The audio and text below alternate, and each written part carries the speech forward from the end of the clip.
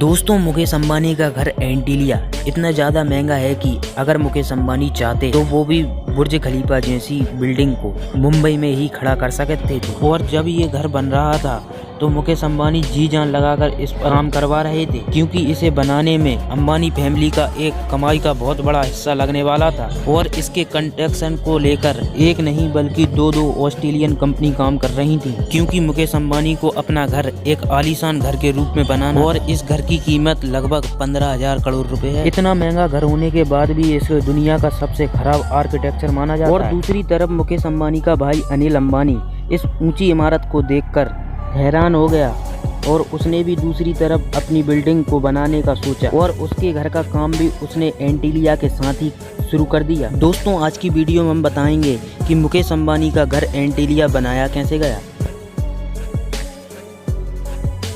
और इस घर को बनाने में कौन कौन सी मुसीबतें आई। बस आप वीडियो के आखिरी तक बने रहें, वीडियो काफ़ी इंटरेस्टिंग होने वाली है।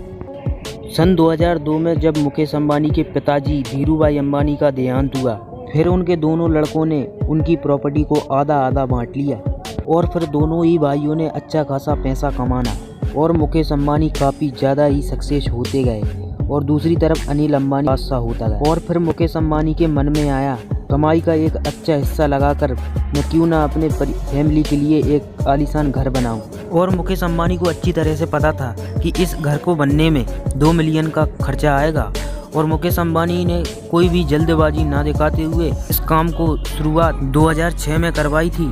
और इस घर को बनने के लिए मुंबई में एक ऐसी जगह का मिलना बहुत ज़रूरी था जिस जगह को इतनी बड़ी बिल्डिंग का वजन झेल सके, और वो जगह मुंबई में ही मिल गई।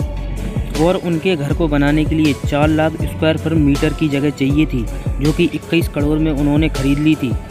और जिस जगह पे ये आलीशान घर है वहाँ पहले अनाथ आश्रम हुआ करता था और फिर अंबानी ने इस जगह को मुँह मांगी कीमत देकर खरीद लिया। फिर क्या नीता अंबानी के फेमस बिल्डिंग डिजाइनर को यूके से बुलवाया, क्योंकि नीता अंबानी यूके में एक बिल्डिंग की डिजाइन से काफ़ी इम्प्रेस थी और उन्होंने बोला था कि ये इसी से हमारी बिल्डिंग को डिजाइन करवाएंगे। और फिर मुकेश अंबानी को ऐसे आधुनिक व्यक्ति की ज़रूरत थी जो कि उनके सपने को रियलिटी में बदल सके। और फिर मुकेश अंबानी का कहना था कि वो काफ़ी हैवी से हैवी भूकंप को भी वो बिल्डिंग झेल सके, और इसीलिए मुकेश अंबानी ने ऑस्ट्रेलिया की 2 कंपनियों को ये काम सौंपा।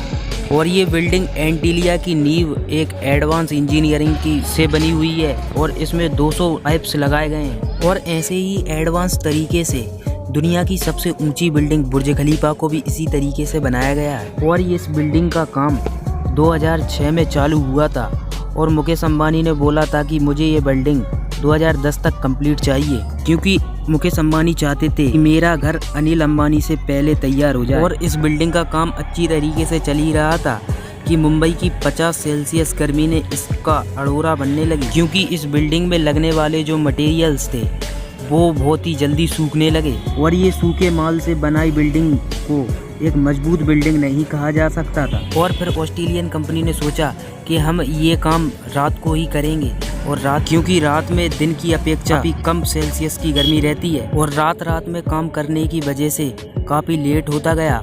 और मुकेश अंबानी को उनके ज्योतिष ने कहा इस बिल्डिंग में प्रवेश अभी ना करें। और फिर मुकेश अंबानी 2012 में इसका उद्घाटन की पूजा करवाई और बड़े बड़े महाराज विद्वान लोग आए। और फिर रतन टाटा ने मुकेश अंबानी से ये भी कहा था कि आपको इतना महंगा घर नहीं बनाना चाहिए था, और उन्होंने कहा है कि मुंबई में काफ़ी ज़्यादा गरीबी है, आप चाहते तो थोड़ी बहुत गरीबी मिटा सकते थे। तो दोस्तों, ये था आज का वीडियो।